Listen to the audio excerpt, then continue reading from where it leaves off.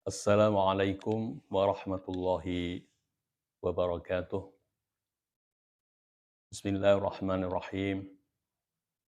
Alhamdulillahirabbil alamin wassalatu wassalamu ala nabiyyina wa maulana wa habibina wa sayyidina Muhammadin sallallahu alaihi wasallam wa ala alihi wa ashabihi wa man tabi'ahu bi ihsan ila yaumiddin. Allahumma anfa'na bima 'allamtana wa 'allimna ma yanfa'una waj'alna mimman yastami'una al-qawla fayattabi'una ahsanah innaka sami'un mujib.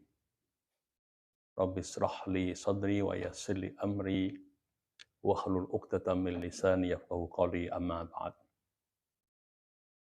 Para pemirsa dan para pendengar di mana saja berada yang dimuliakan Allah Subhanahu wa taala, para santri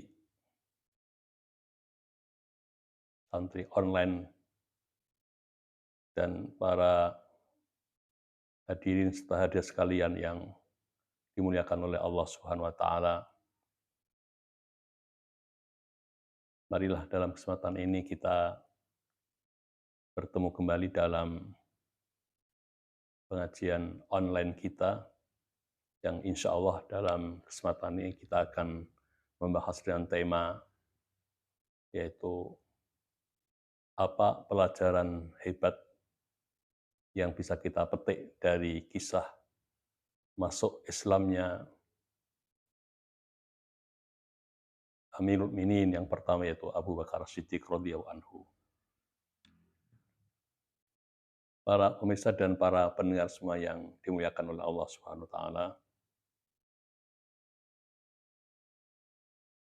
Dalam hal ini kita akan jelaskan dulu yaitu siapakah Abu Bakar Siddiq radhiyallahu anhu. Secara sekilas bahwa beliau ini adalah sahabat Rasul Shallallahu Alaihi Wasallam yang paling mulia, afdalu ashabi Rasulullah Shallallahu Alaihi Wasallam. Beliau juga dikenal sebagai Khalifah Rasul Shallallahu Alaihi Wasallam yang pertama, dan beliau juga menjadi seseorang yang menemani Rasul Shallallahu Alaihi Wasallam ketika Rasul dalam keadaan genting akan melaksanakan hijrah ke Al-Madinatul Nawwarah, dan beliaulah termasuk salah seorang dari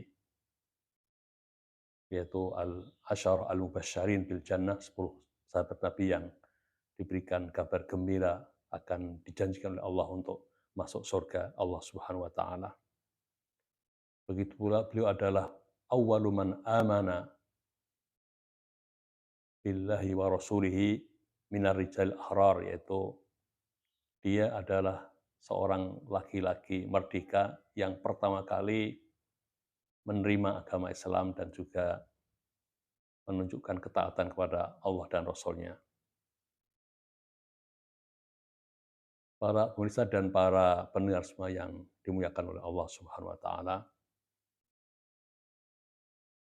Jadi Abu Bakar As-Siddiq sebelum beliau memeluk agama Islam, nama beliau itu adalah Abdullah wa yukna bi Abi Bakar, jadi nama kunyahnya adalah Abu Bakar, dan Abu Bakar itu merupakan makna dari Al-Fatiyu minal Ibil, yaitu unta yang masih muda gitu. Beliau dilahirkan di kota Makkah yaitu pada tahun 573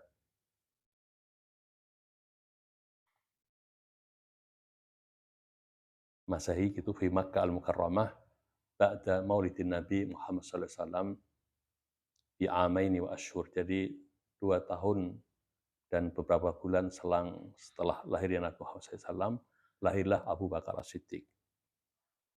Bapak beliau disebut atau dinamai dengan nama kunyah yaitu Abu Quhafah, dan ibunya adalah namanya Salma. Dan ibunya beliau ini tercatat sebagai seorang wanita yang juga meluk agama Islam dalam keadaan mubakir, artinya tidak menunggu sampai Fathu Makkah begitu. Para pemirsa dan para pendengar semua yang dimuliakan oleh Allah Subhanahu wa taala, Abu Bakar As-Siddiq radhiyallahu anhu ini memiliki keistimewaan gitu yang disebut dengan manaqib gitu ya, keistimewaan yang dimiliki secara pribadi oleh beliau, dan inilah hal-hal yang menunjang dan menjadikan beliau memiliki kepatutan untuk dijadikan sebagai khalifah yang pertama. Dan beliau juga akhirnya ketika telah masuk Islam menjadi orang yang sangat dipercaya oleh Nabi Muhammad SAW. Kenapa? Karena seperti disebutkan dalam beberapa kitab, setidaknya dia ini memiliki 6 kelebihan, yaitu pertama, yaitu memiliki otak yang brilian begitu. Oleh karena itu dalam diskusi-diskusi yang diadakan oleh komunitas, oleh kaumnya ini, beliau selalu hadir gitu. Faqad kana yahduru niqashat qaumihi.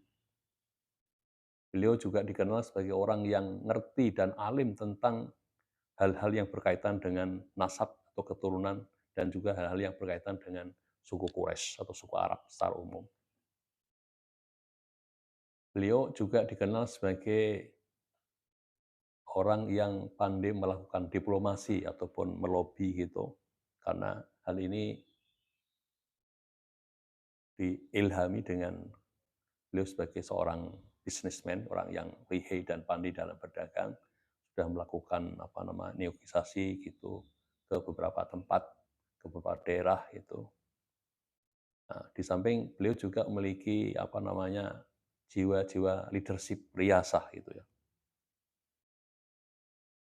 Ya, oleh karena itu di dalam tradisi orang-orang Quraisy atau orang Arab itu dikenal ada namanya sebuah majelis yang disebut dengan Darun Nadwah, dan disitulah orang-orang Arab, terutama orang-orang Quraisy ini sering membicarakan hal-hal yang berhadapan atau hal-hal yang dilalui atau hal-hal yang dihadapi oleh mereka. Maka dia menjadi salah satu orang yang sering hadir, yang ikut hadir dalam acara-acara seperti itu. Nah, begitu pula beliau juga memiliki kedudukan sosial yang sangat terhormat begitu. Oleh karena itu dalam hal-hal ketika terjadi masalah-masalah yang berkaitan dengan masalah diat, yaitu masalah hukuman finansial gitu terhadap orang yang melakukan tindak kriminal, maka dia selalu terlibat begitu. Di samping lagi secara nasab keturunan, beliau juga termasuk orang yang memiliki nasab atau keturunan yang terpandang gitu, karena beliau ini bertemu dengan nasab Nabi, yaitu pada kakek dia yang keenam, yaitu namanya Murrah.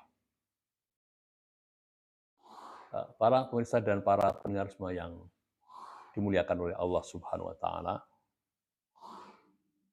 bagaimana sahabat-sahabat Abu Bakar As-Siddiq dan ciri-ciri mereka gitu.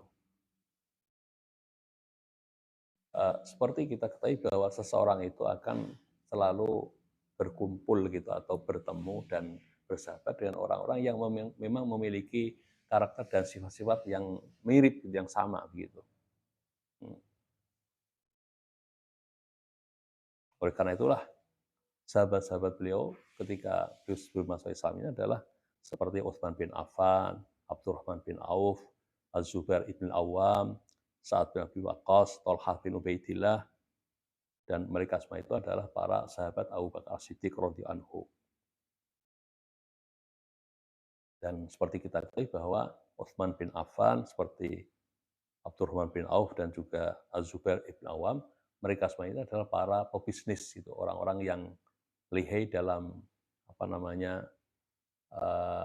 melakukan bisnis dagang gitu, sehingga dia berteman akrab juga dengan Abu Bakar As-Siddiq radhiyallahu anhu.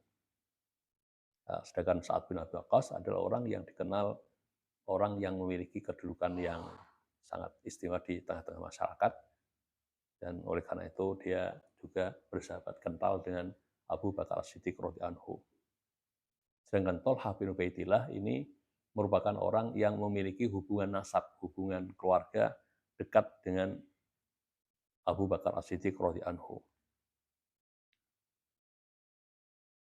Para pemirsa dan para pendengar semua yang dimuliakan oleh Allah Subhanahu wa taala.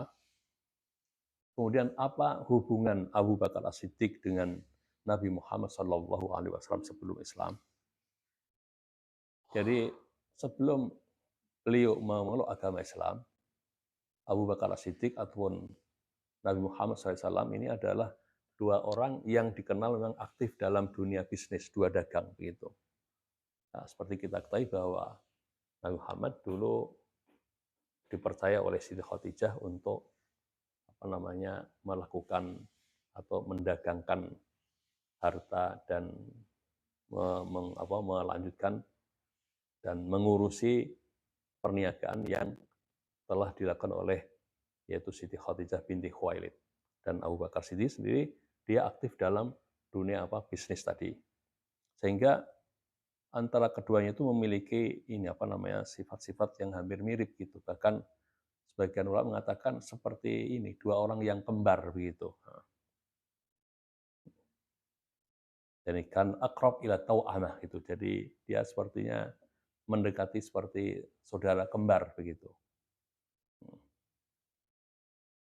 Dan perlu dicatat di sini bahwa keduanya ini memiliki sifat leadership yang kuat begitu.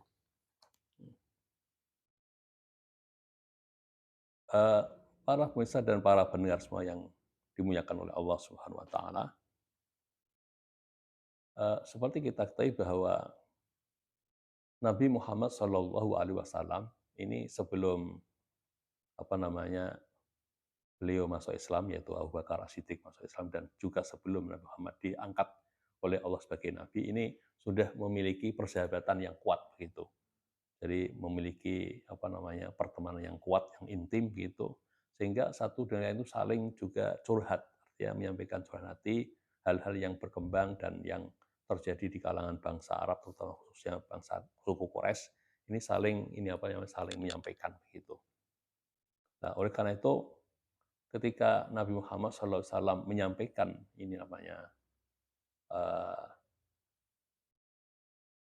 apa yang ada di dalam lubuk hatinya, bahwa beliau ini telah diutus atau diangkat oleh Allah SWT menjadi Rasul dan memiliki tugas yaitu menyampaikan misi agama, yaitu agama Islam. Maka dengan tanpa berpikir dan juga tidak ragu-ragu lagi, beliau yaitu Abu Bakar Siddiq bisa menerimanya dan meyakini gitu. Maka dalam sebuah hadis diceritakan bahwa Nabi Muhammad SAW mengatakan bahwa tidak seorang pun yang aku tawarkan kepadanya tentang Islam ini, maka Abu Bakar As-Siddiq inilah orang yang tidak ragu-ragu lagi, dan beliau bisa menerima dan meyakini serta menerima dengan tulus hati. Dan akhirnya dia menyatakan kalimat syahadat, yaitu asyhadu an la ilaha illallah wa asyhadu anna Muhammadar Rasulullah. Jadi para pemirsa dan para pendengar semua yang dimuliakan oleh Allah Subhanahu wa taala. Nah, kemudian apa yang dilakukan oleh Abu Bakar As-Siddiq ketika beliau sudah memeluk dan mengikuti agama Islam, yaitu agama baru yang dibawa oleh Nabi Muhammad SAW, maka dia cepat bergerak begitu, melakukan